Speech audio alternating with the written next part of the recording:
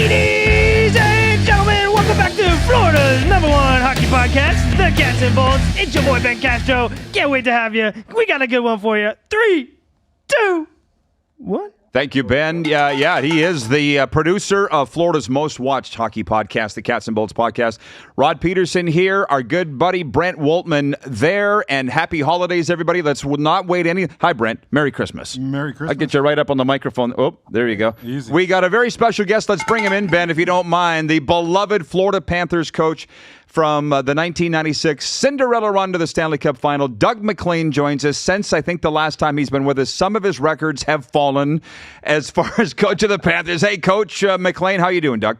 Like, seriously, how do you hold a record for 25 years? Were you happy? I only had 12 wins. God, they could have passed that before then. Were you happy to see it go down, that Paul Maurice has officially passed you for the most playoff wins in Panthers history? I faked it the same as Gretzky faked it when Ovechkin beat him. I faked it. Yeah. I didn't really care, to be quite honest. I was actually happy for them if the truth was known. They deserve it. Look, the fans deserve it. There's been some tough years, and I over the years I talked to Bill after I left. Obviously, I talked to Bill Torrey often. And it was tough times, with multiple ownership changes and just a grind. And the fans always stayed reasonably loyal. You know that? I was shocked. I went to a few games and, in the last few years, and I was blown away the number of fans that are still there from the 90s, So good on all of them. I'm glad to hear you say that. And we're going to get into this year's Panthers and this year's Lightning too. But I said to Brent, I want you to ask your question right off the hop. He's so excited to chat with you, Doug, and it's a good one. So Brent, go ahead. Absolutely, Coach. I mean, listen, we all know, being Florida Panther fans, the hallmark of that would be the rat. Yeah. So you gotta talk us through the birth of the rat, because you lived it. You were there. You lived it firsthand. So I want you to talk us through the original Scott Melody piece and tell us what it was like to be on the bench the first time you saw it happen. I still have a rat. Some fan sent me a rat with, Maclean on the rat with the Panther jersey and glasses on the rat. And I still have it on my desk at my cottage in Canada. And it's a piece I really pride. I've got the bronze statue, of the Panther that Mr. Huizinga gave everybody, which was like an unbelievable piece with all the players' names on it in each round and everything on this beautiful bronze Panther that's probably weighs 75 pounds. But the rat's still pretty special. So it was bizarre that night. It was really bizarre the night it happened, because it's caught me off guard. Lindy and I and Dwayne Sutter, the coaches, were in our coaches' room, and all of a sudden there's a commotion going on, and we run in, and all of a sudden there's a dead rat that Beezer and Mellenby. Beezer saw it, Mellenby killed it, Beezer quoted it. But it became crazy. It was the first time it happened. I thought, okay, this is kind of fun, And then a buddy of mine's son was working for the guys who clean up the rats every time they come on the ice. And one night there was 900 rats they collected off the ice. That wasn't even in the playoffs, So it became the most bizarre thing. Driving back and forth to practice, driving home, they'd be on the radio. Hey, we've such and such a store just called in. They've got rats for sale, and people were going nuts about it. And then we're in Pittsburgh in the finals, or the conference finals, and the fans in Pittsburgh hated the rats, obviously, because it was slowing the game down and so on. And all of a sudden, this huge rat trap is thrown at me on the bench. I don't know if it was thrown at me or Mellenby or who it was thrown, but it came buzzed by my ear, was a huge rat trap. And I thought, we're going to get killed here, So it was a great time. And it shocked everybody I meet, across Canada or Delray or across the U.S., and they figure out that I was with that team. Rats are the first thing that comes up. Oh, that's the rat team.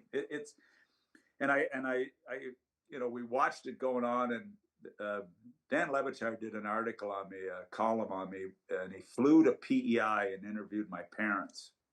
and which was a pretty big deal, to be quite honest. And Dan wrote that Mom and Dad, every time we'd score, they'd throw rolled up black socks at the TV, like it was their rats. And a few days later, a case of rats arrived in PEI for Mom and Dad from Wayne Huizenga. That's how much he was involved. It's pretty bizarre, I think of that story often, and that's what he did, so pretty special guy. Did you ever think that here we would be 30 years later and that would still be the hallmark of this team? I know it really is, and the hallmark of the team really should be what a special group of guys they were, and I follow it all the time. What guys are doing and where they are, and it what speaks volumes about that team is what became of all those guys. They've done really well in life, whether they're in the NHL, as I talked to Fitzy recently as a GM in Jersey, or Screwy, and different guys, or you hear people. I talked to a guy that lives in the same town as Rob Niedermeyer, and I said, make sure you say hello. So it's amazing how Dave Lowry's a guy I've sort of connected with quite a bit. See Billy Lindsay once in a while. I meet Jovo at the Mercedes dealer. I'm in getting my RV fixed. Of course, he's in getting his sports car fixed. Big difference between a coach and a player, So there really were a great group of guys, and they were an amazingly character group. They really were. That's funny because they are legends that will be forever, but now there is a new group, as we all know, and it's Tkachuk, and it's Bob, and it's Barkey, and it's all these guys who spent a portion of this season in last place, which I don't think felt good. It worried a lot of people around here. But what did you think when they sunk to the bottom and this start that they've had? None of us think it's here to stay, but what have you seen? It doesn't surprise me in the least. Look, this is a team that has played 4 seasons in the last 3. This is a team that has played their tails off for 3 years, from the finals to the Stanley Cup to the Stanley Cup, and all of a sudden banged up, and now they're back. And it's a team that is going to take a little bit of time to get it going again, and couple that with losing a couple of superstars off your team. And, I think about Bobrovsky, and I watched him the other night. I watched him a couple times recently, and, he looks a little fatigued. And this is a guy, what's he done in the last 3 seasons? And now he's faced with this again, without a break.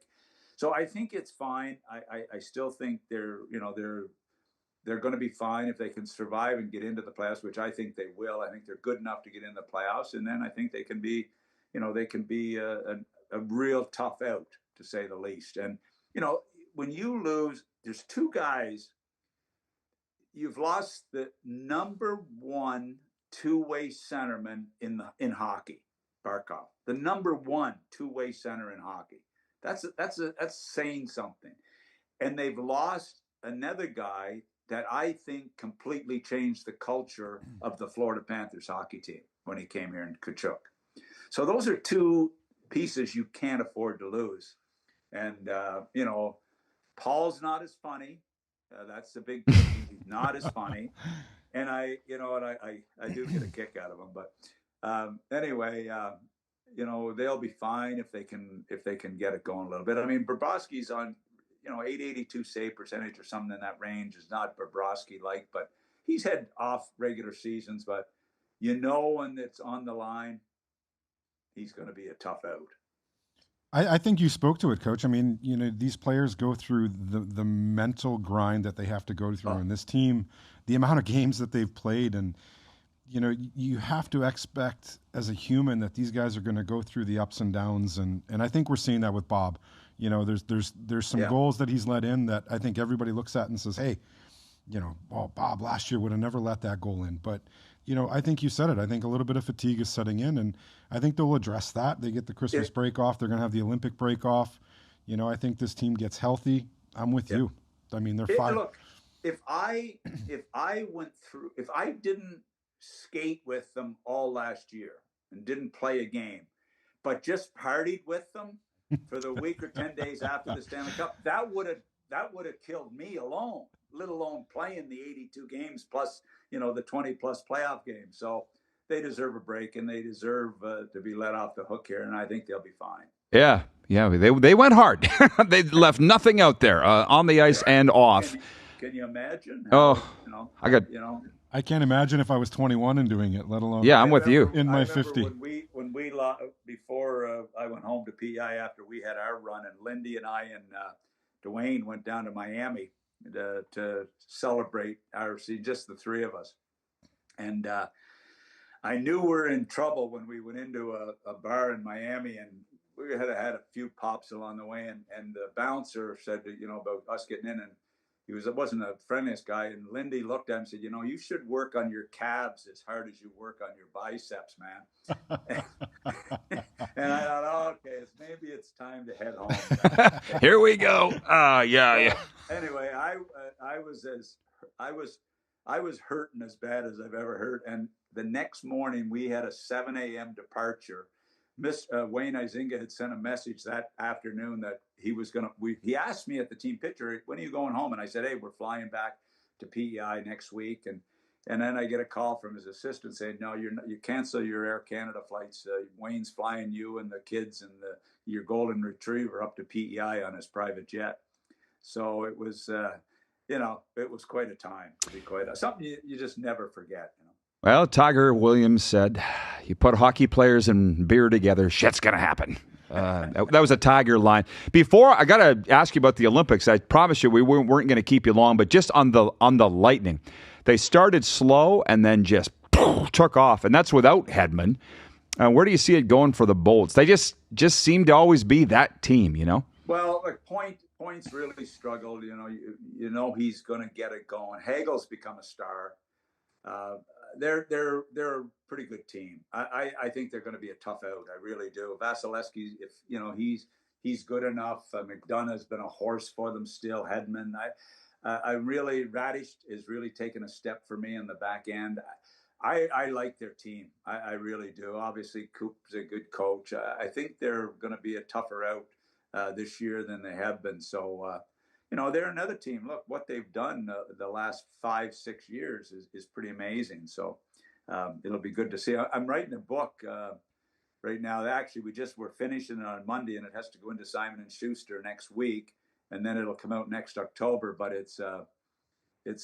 I've actually broken down and looked at how the Panthers were built, how the Lightning were built, how the last three Stanley Cup winners were built. So it's really interesting when you really tear down each of the teams and you look at actually how the teams were put together. So it's going to be, I'm really looking forward to the book coming out, but it was fun to do it. You got a title for it yet?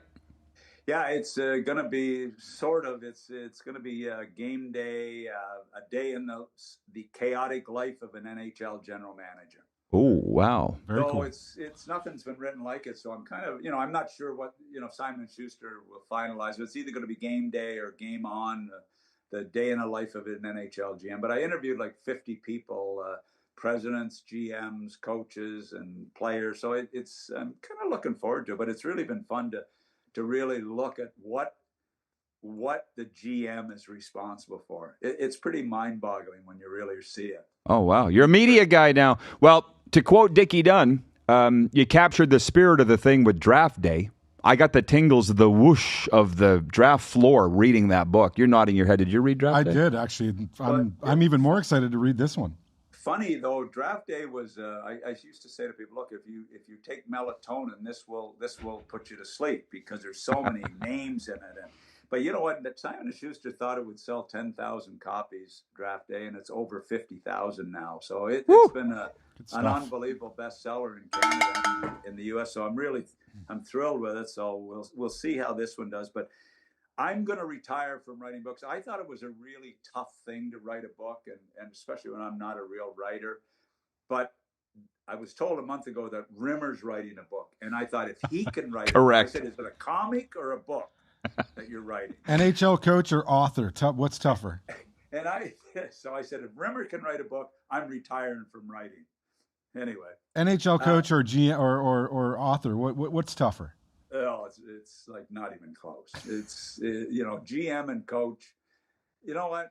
I looked it up the other day. When you're one of 220 people to be in the GM's chair in the history of the NHL, that tells you how cool a job it is. Ooh. Absolutely. Since 1917, approximately 220 people have been GMs. And coaching, I mean, they're great, the best jobs you could ever have, but they're not easy. That's an exclusive club. Yeah. Before we have some live viewers that I want to say hey to, but it's I'm glad you brought up Rimmer. There's no panic there. I'm fine if you guys are fine, unless you get somebody Oh, else. no. It's just I don't want to keep it too long. And I know you said you're a little under the weather. With Rimmer, you know he's listening because he always listens. And I will say he should read a book before he writes a book. Can we say that? Bump. He appreciates that stuff, but he wants to do me be the referee and you on each side of me, you and him, Doug, in this studio one day. Would you? You guys could just go at it. Would you do that? You know what? I would do that for sure if I could ever get it in writing that he would buy my lunch after, because Heck, I'll buy the lunch just to see that, Coach. We've been 30, 40 years as great friends. He tells me he got me every job, but I think I've hired him more than anyway. He's a great friend, but he's a pain in the ass. I love how you two get along / don't get along. We got to get that one on the schedule. Yeah, Kelly writes in. Kelly says, hi, Doug and Rod, and Brent's here too. She's the nice lady that you bought her dinner, her and her kids dinner one night. Single mom. Remember that? She brought that up on one of the recent visits you had? Yeah, that was really nice to hear, and I fondly remember. I'm pretty sure it was at J&J's restaurant in Delray, and so yeah, that's great to hear from her. She's back. Great, Kelly. Yeah, thank you, Kelly. And Ben as well says, hi, Rod, and other Ben from the adaptive hockey team. Hey, Ben, Merry Christmas to our good buddy and soon-to-be goalie from the adaptive hockey team. Doug, what do you know about the Olympics ice situation, and do you feel they're going to play? Well, funny, Nick Kiprios told me the other day, Nick is typically, he doesn't say something unless it's pretty factual. And he told me they feel the rink will definitely be ready. It's going to be smaller, 3 feet, which is going to be interesting to see. It's a bit of a joke. I mean, 4 years to get a rink ready, and it's crazy, to be quite honest, that we're even up against this. The biggest concern right now will be the condition of the ice. And you know what it's like with outdoor games. If there's severe ice or ice conditions that are not safe, they will not play the game. So, outdoor games has been a big challenge in the NHL because of ice conditions. They've done an unbelievable job with it. So I suspect it'll be fine. The NHL will not let the players on the ice unless it's 100% safe. And I think what I've heard from the NHL is basically they've said it's going to be up to the players whether or not they want to go or not. Yeah, and I don't think anybody's going to put themselves in a position to be injured. Listen, after what we witnessed with the Four Nations this year and the way that Team USA have always been good. I think back to Vancouver when I was at the Olympics in 2010 and that Canada-US final. I mean, I was in Salt Lake City, Canada-US final, and I mean the way this rivalry has become spectacular. I'm praying we're going to have the Olympics, and that's all I want to watch is Canada and US. That's what I want to watch. Well, I'm with you. Are they the? Obviously, we would think they're the favorites. Are they the legit favorites? For me, they are. I mean, look, and no slight. Sweden, Finland have great programs. Russia, I don't even know if they're in it. I guess they're not. No. I just, to me, I just love watching Canada-US play, and I mean, it comes back to the Tkachuks and the Hagels, and all the rivalries. It's spectacular. I think Russia would win it in a wash if they were in, but I just did a sports banquet with Lorne Mulliken 2 Saturdays ago in Milestone, Saskatchewan. Wow. And I said to Lorne, right? And I said, Mooner, would Russia win this thing? And he goes, no, they're too busy consuming Russia and sushi.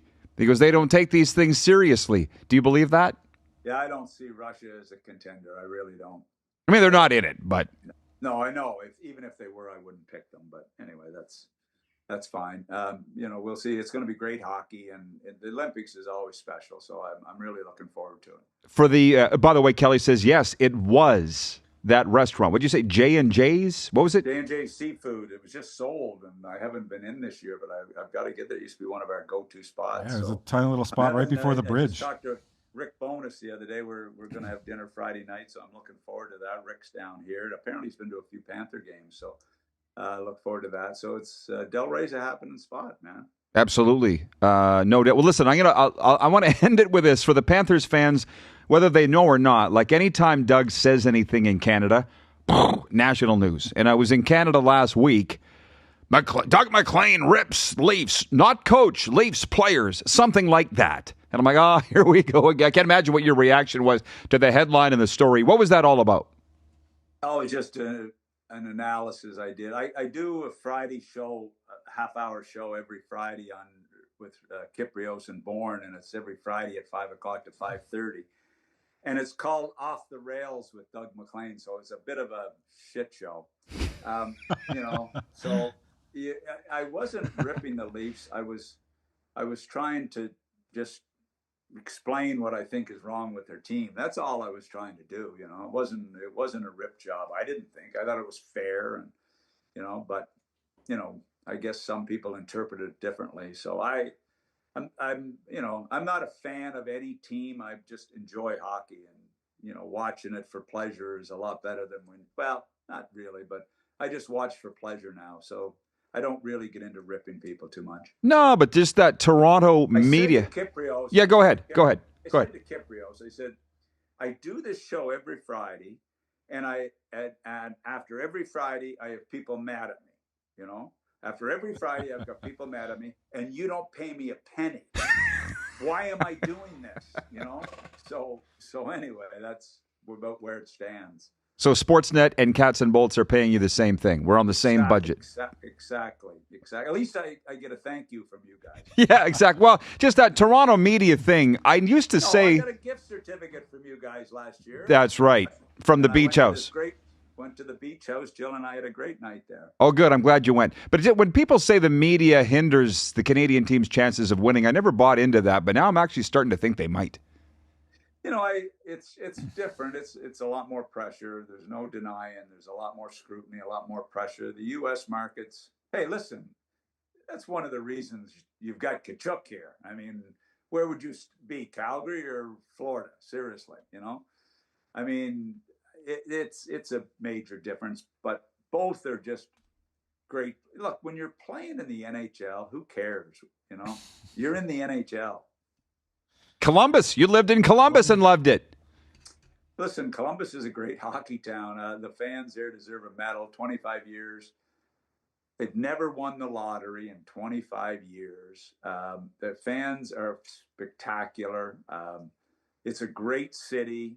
We were there 11 years and loved it. And I would love to see them win. I just they're doing a 25-year special. So actually I had the TV guy, his name is here, he's in the corner at the Panther games doing the TV, and really nice guy. Come up and we did an hour interview for the Panthers show, which I'm sure they'll use about 30 seconds. But anyway, it was good. You've learned TV, yeah, but quickly. All right, Doug. Thank you so much. Merry Christmas. Hope you get feeling better, and all the best on the new year. Hope to see you soon. Thanks, Coach. Yeah, thanks, guys. It was fun to be on with you. Appreciate it. Appreciate you. The great Doug Maclean, beloved Panthers coach, and you got your question asked. I did. I was very, very happy to hear it. I mean, getting insight from somebody that lived the birth of it. You've heard it from the man himself. It's almost hard to believe. And by the way, we're going to go for a while here before we shut it down. We excuse Doug Maclean, busy guy up there in Delray. But as you say, there's so many people that don't know the rat connotation, which I find it very hard to believe. But one of the last times Doug was in here in this studio, it was Ben's favorite podcast, Cuddy and Gavi. They said, hey, what do you do? And Doug goes, I was the coach of the Panthers. And they're like, when? The way, how they would say it. And he's like, I was the Rats guy. And they were like, no clue what, and how do you not know? listen, But that's not rare, is what you're saying. it's not rare. I mean, the number one question I get asked when I take people to a Panthers game are, why do they throw rats on the ice after the game? These are from local people. Yeah, I mean, local people or, business folks that I do take to the game, or even friends from Canada, they just don't understand it. So it's not a normal thing in sports, and people see it and they just don't understand it. So Well, as you said, it's an iconic thing, and compare it to other. You want to put it on or take it off? We're good. Compare it to other leagues, even or teams. Like there's nobody really has a story like that. Well, we talked about it. I mean, growing up as a kid, you always saw the octopus in Detroit. That's We don't even know where the that one came I knew. from. I don't know how that started, but we're like it's only in the playoffs, from what I understand. It was They like a throw 'em good on the luck ice, thing. They yeah. throw an octopus on the ice, which That's what ChatGPT is for. I can look. You keep talking. I'll look at we'll it. have to check it out. All right. What else is going on with you? You've missed some Panthers. I went to Canada for 10 days for work. I missed 5 games. Yeah. And you've been like, oh my God, horrible scheduling by the Panthers. What are you thinking? They didn't check with me. It was basically back to back and one night off. There was a lot of hockey going on here in South Florida, and I missed some. I did get to check them out on TV.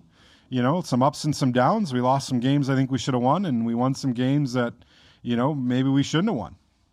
Well, what I realized was with these 2 weekend games, 6-7, which don't even, yeah. I got a 9-year-old, Rod. Don't go there. I don't get it. I don't want to get it. Ben's in it. That does not surprise me. Producer Ben would be all about 6-7.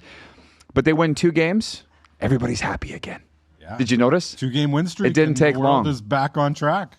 How it started, the legend of the octopus in Detroit in 1952. A pair of Detroit fishmongers named Pete and Jerry threw an octopus onto the ice during the Red Wings playoff run. Why an octopus? Because at the time, a team needed 8 wins to capture the Stanley Cup. 8 tentacles equals 8 wins. Detroit went on to sweep the playoffs and win the Cup, so fans took it as good luck, and the tradition stuck. There it be. I guess. God bless the ChatGPT. The Scott Mellenby rat trick, because he got a hat trick that night, right? Oh, you put me on the spot I'm here. pretty sure he did. They called it the Mellenby rat trick. Either that or he got 2 goals and killed a rat. Back to ChatGPT. And while I have you here, you sent me a thing this morning. Tell everybody what happened 33 years ago today. 33 years ago today, South Florida Panthers were born. They were awarded an NHL franchise. Where did you just stumbled across that in some Listen, Facebook group or something? I don't want to know how they knew to show it to me because that kind of freaks me out a little. But Why? It popped up in my feed, and it was there. Because you're searching all kinds of Florida Panthers stuff. It's Exactly. not that hard. Yeah, it's not that hard. They put it in front of me, and I captured it. I thought it was a pretty cool stat. The fact that we're doing the show today. Congratulations to the Florida Panthers organization on 33 years ago today becoming an NHL franchise. It's a legit hockey market now. As far as I'm concerned, it is. 100%. No doubt. Okay, well, a couple of last things before we shut her down. We are brought to you in part by Unbridled Weddings and Events. Voted top 10 wedding planners in the USA. If you're getting married in South Florida, relax and let Bree handle all the details. Look them up on social media, Unbridled Weddings and Events. Cool Bet Canada for our Canadian viewers. Use the promo code RP200 and sign up. They will match your welcome bet up to $200 at coolbet.com. And brand new itixnow.com. You're going to meet Pete in here next week from itixnow.com, the #1 ticket marketplace built for hockey fans, the best site for Florida Panthers tickets. No fees for sellers and buyers. And I don't mind saying you're a regular. I have used it to do a few different things and sell tickets and buy parking. It's a great site, easy to use. Looking forward to meeting Pete and putting that out there for Panther fans. Yeah, Pete came to us and said, let's get together. I said, let's do it. Go to itixnow.com and ditch the fees. You'll meet Pete next week right here at Podcast Junkies. I think that's got it. Heads up, Eric. What's up, brother? Merry Christmas, everybody. We'll see you next week on Cats and Bolts.